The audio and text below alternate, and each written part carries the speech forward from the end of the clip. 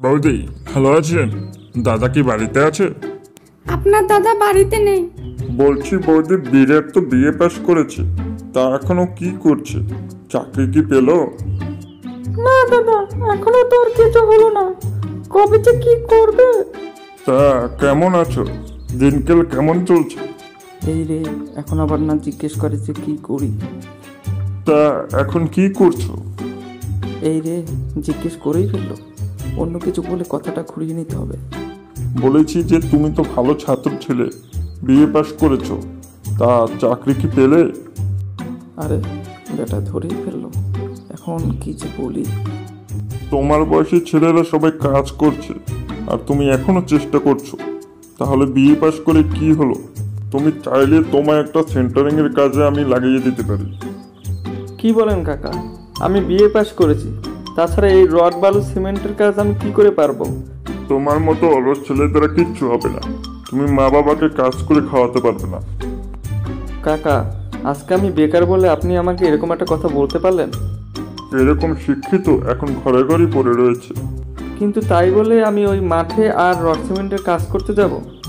তোমার দ্বারা কিচ্ছু হবে না, শিক্ষিত এবারে নাম করছে। বেকার বলে আজকে কাকাটা কত কথা শোনালো, কিন্তু আমি যে বেকার এটা কি আমার দোষ? তাহলে কি আমার শেষ পর্যন্ত শ্রমিকের কাজই করতে হবে? তা তোর চাকরি বাকরি কাজ বাজ কেমন চলছে?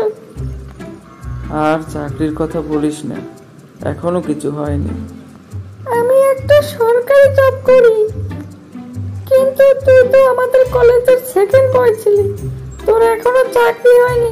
এটা সত্যি খুব দুঃখজনক। আজকাল চাকরি পেতে লাগে হয় টাকার জোর, নইলে ক্ষমতার জোর। সুযোগের কিছু ভালো লাগে না, এবার আসুক তারে আমি মজা দেখাবো। এখন চাকরি পাচ্ছি না, এটা কি আমার দোষ?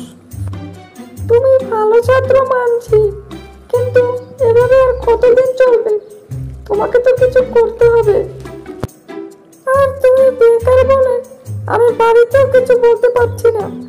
আমার বাবা তো আর কোনো বেকার ছেলের সাথে আমাকে বিয়ে দেবে না। কোথায় যাই, কি যে করি, সত্যি আমি এখন ডিপ্রেশনে ভুগছি। আচ্ছা, তুমি তো খুব ভালো ছাত্র, এই কাজটা তো তুমি করতে পারো। আরে কি কাজ সেটা তো বলো, তাহলে তো আমি বুঝতে পারবো কাজটা আমি করতে পারবো কি পারবো না। আর আমার তো কোনো যোগ্যতাও নেই, আমি তো শিখেছি শুধু লেখাপড়া। লেখাপড়া ছাড়া তো আমি কোনো কাজই শিখিনি, আর আমি কোনো কাজ করতেও পারি না। তাহলে আমি কি বা করব? শোনো, তুমি শিক্ষিত, এটাই তোমার বড় যোগ্যতা। শিক্ষিত মানুষের এক দুয়ার বন্ধ হয়ে গেলে হাজারটা দুয়ার খুলে যায়। তুমি কি বলছো? সত্যি আমি কিছু বুঝতে পারছি না। আমি তো কোনো হাতের কাজও জানি না যে সেই কাজ থেকে আমি সফল হব। শোনো, তুমি একজন শিক্ষিত ছেলে, আর শিক্ষিত মানুষ কখনো না খেয়ে মরে না। আর শিক্ষিত মানুষের হাতের কাজ জানতে হয় না, তাদের জ্ঞান বুদ্ধি তাদের আয়ের পথ খুঁজে বের করে দেয়। তুমি কি একটু পরিষ্কার করে বলবে যে তুমি ঠিক কি বোঝাতে চাচ্ছ, আর আমি কিভাবে সফল হব? তুমি একজন ভালো ছাত্র এবং বিএ পাস করেছো, তাই তুমি একজন ভালো শিক্ষক তো অবশ্যই হতে পারো। তুমি একটা কোচিং সেন্টার বা প্রাইভেট সেন্টার খোলো। আজকাল টিউশন পড়িয়ে লাখ লাখ বেকারের কর্মসংস্থান হচ্ছে। আর তুমি যেহেতু একজন ভালো ছাত্র, তুমি যদি টিউশন করো তাহলে অনেক সাধারণ ছাত্রছাত্রীরা উপকৃত হবে। কিন্তু চাকরি না করে টিউশন করালে কি মানুষ আমাকে দাম দেবে? অবশ্যই দেবে, কারণ শিক্ষকতা হলো সম্মানের পেশা। আর তুমি যদি ভালো পড়াও তাহলে মানুষ অবশ্যই তোমার নাম করবে।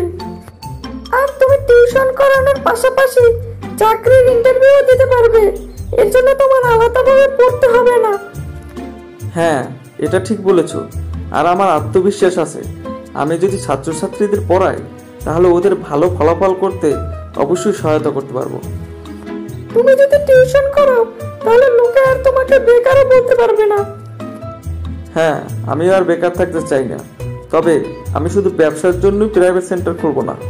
আমি চাই একটা শিক্ষিত জাতি গড়ে উঠুক, এজন্য আমি আমার সর্বোচ্চ দিয়ে ভালো পড়ানোর চেষ্টা করব। এটা খুব ভালো কথা বলেছো। এখন প্রাইভেট সেন্টারগুলো সব ব্যবসা ক্ষেত্র হয়ে গেছে, প্রাইভেট সেন্টারগুলোতে এখন আর ভালো পড়ায় না, পড়ানোর নাম করে সময় নষ্ট করে আর মাঝে গেলে টাকা গুনে নেয়। আর সব শিক্ষকরা ছাত্রছাত্রীদের দুর্বলতা বের করে সেই অনুযায়ী ভালোভাবে পড়াতে পারে না। হ্যাঁ, আমি জানি আমাদের এখানে অনেক প্রাইভেট সেন্টার আছে, কিন্তু সব শিক্ষকরা ছাত্রছাত্রীদের দুর্বলতা খুঁজে বের করে সেই অনুযায়ী বুঝিয়ে পড়াতে পারে না। কিন্তু আমার আত্মবিশ্বাস আছে, আমি যদি কাউকে পড়াই তাহলে তার মধ্যে পরিবর্তন এনে দিতে পারবো এবং তার ভালো ফলাফল করতে সহায়তা করতে পারবো। আমি জানি তুমি পারবে, কারণ তুমি নিজেও একজন ভালো ছাত্র, আর ভালো ছাত্ররা অন্যের দুর্বলতা খুব সহজেই খুঁজে বের করতে পারে। হ্যাঁ, তাহলে আজ থেকেই আমি আমার প্রাইভেট সেন্টারের কার্যক্রম শুরু করে দেবো। হ্যাঁ, তাই করো। ঠিক আছে, এখন আমার যেতে হবে, পরে কথা হবে।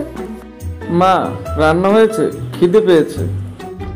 নবাব চেপে এসে পড়েছে, কাজের কোনো নাম নেই, বাইরে ঢনঢন করে এখন আসছে, খিদে পেয়েছে। মা জানো, আমাদের বাড়ি যে কাকাটা এসেছিল সে আজকে আমি বেকার বলে অনেক অপমান করেছে। কাজ না করলে ওরকম অপমান হতে হয়। তোর বয়সে সব ছেলেরা কাজ বাজ করে, আর তুই মায়ের হোটেলে খাও আর বাপের হোটেলে ঘুমাও। তবে মা, আমায় আর কেউ বেকার বলতে পারবে না। আমি একটা প্রাইভেট সেন্টার খুলবো, তারপর ছাত্রছাত্রীদের পড়াবো। ছাত্রছাত্রী পড়ে কয় টাকা ইনকাম করবি? তাতে কি সংসার বাঁচবে? মা, সবকিছু টাকা পয়সা দিয়ে মাপা ঠিক না। আমি চাই ছাত্রছাত্রীদের খুব ভালো করে পড়াতে, যেন ওরা ভালো ফলাফল করতে পারে। আর আমি যদি ভালোভাবে পড়াই তাহলে একদিন আমার অনেক ছাত্রছাত্রী হবে আর সবাই আমার নাম করবে। নাম দিয়ে কি ধুয়ে দিয়ে জল খাবি? মা, আমার উদ্দেশ্য কোনো ব্যবসা না, আমার উদ্দেশ্য হচ্ছে একটা শিক্ষিত জাতি গড়া। আর আমি যদি খুব ভালো করে পড়াই আর পরিশ্রম করি তাহলে একদিন আমি ঠিকই সফল হব। সবাই করে চাকরি আর ও পড়াবে টিউশন। তোর যা খুশি কর, আমার কিছু বলতে আসবি না। মা, সবাই চাকরি করে যেই সম্মান না পায়, আমি একদিন টিউশন পড়ানোর মাধ্যমেই সবার মনে সেই সম্মানের জায়গা করে নেব।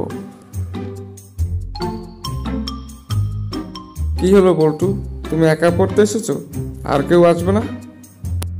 না স্যার, অনেককেই বলেছি, কিন্তু আপনি কেমন পড়াবেন তা তো কেউ জানে না, তাই কেউ আসেনি। ঠিক আছে, সমস্যা নেই। আমি যদি ভালো পড়াই তাহলে ছাত্রছাত্রীর অভাব হবে না। হ্যাঁ স্যার, আসলে আপনি ভালো পড়াবেন না খারাপ পড়াবেন তা তো ওরা জানে না, তাই একটু সন্দেহ আছে। ও নিয়ে আমি চিন্তা করি না, আমি ভালো পড়ালে অবশ্যই আমার কাছে পড়তে আসবে। আচ্ছা বল্টু, তুমি কোন ক্লাসে পড়ো? স্যার, আমি ক্লাস 5-এ পড়ি। তুমি কি পড়ালেখা পারো কিছু? না স্যার, আমি সত্যি কিছু পারি না। ঠিক আছে, বলো তো 1 আর 1 যোগ করলে কত হয়? এটা তো খুবই সহজ স্যার, 1 আর 1 যোগ করলে 2 হয়, এটা কে না পারে? তুমি নাকি কিছুই পারো না, তাহলে এটা কি করে পারলে? এটা তো আমি ছোটবেলাতেই শিখেছি, তাই পারি। ঠিক আছে, এবার বলো তো 20 গুণ 25 কত হয়? কি বলেন স্যার, এসব আমি পারি না। হ্যাঁ, ঠিক এটাই হচ্ছে বিষয়। তুমি যদি কিছু পারো তাহলে সেটা তোমার কাছে সহজ মনে হবে। আর এখন থেকে আমি তোমাকে এত সহজ করে সবকিছু বুঝিয়ে দেবো, ওই 1 আর 1 2 হয়, এরকমই সবকিছু তুমি পারবে। মানুষ পারে না এমন কিছু নেই, মানুষ চেষ্টা করলে সবকিছু পারে। মানুষের অসাধ্য কিছুই নেই। আর আমি তোমাকে এমনভাবে সবকিছু শেখাবো যেন তুমি সবকিছু খুব সহজেই পারো। হ্যাঁ স্যার, আপনার কথা শুনে মনে হচ্ছে এবার আমিও সব কিছুই পারবো।